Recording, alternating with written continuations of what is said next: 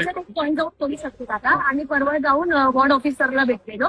ते बोलले की रोज जेसीपी घेऊन फिरेल मी, रोज सर्वांच्या धंदे बंद करायला. हा, तर ऐका ना, इलेक्शनचं काही संपलं, मी जेसीपी घेऊन फिरतो. आता माझ्याकडे व्हिडिओ एक प्रूफ आहे. काल आली व्हिडिओ काढून गेली, आज आली व्हिडिओ काढून, सर्वांचे धंदे चालू. आणि मी तुम्हाला लिहून देते, माझ्याकडून लिहून घ्या, गॅरंटी सांगते.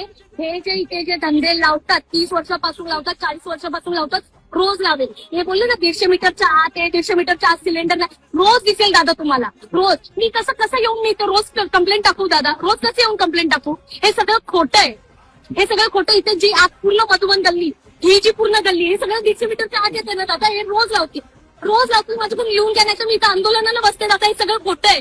तुला आंदोलन करायचं, मी एवढं सांगतो तेवढी सोपी प्रोसेस.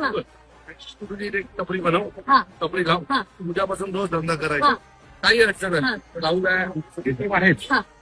खूप जास्त गरज झाली तर मी स्वतः येईन तुझ्याकडे. थोडं सत्ता दादा, थोडं सत्ता, थोडं 1 मिनिट सत्ता. हे बघा, त्या लोकांनी टपरी कशी टाकली, अशी आडवी टपरी टाकली, ह्याला चिपको. हे एवढं जर आपण तोडलं आणि ही टपरी जर आत बसवली, हा मग मी इथं बसवते. त्याच्यावरती लाव, त्याच्यावरती लाव आणि एक माणूस इथं द्यायला ठेव. ठीक आहे, त्यांच्या कुठल्याही प्रॉपर्टीला हात लावायचा नाही, कुठलीही प्रॉपर्टी तोडायची नाही. जी आहे त्यात आता हा एवढा पॅच तर बिनकामाचा आहे, बरोबर आहे. बरोबर, एवढा पॅच मध्ये कशी काय बसवता येईल तेवढी बसवतो. ठीक आहे, बाकी आयुक्तांची साहेब बोलतो. ठीक आहे, चालेल. रडायचं नाही, रडून व्हिडिओ करायचे नाहीत.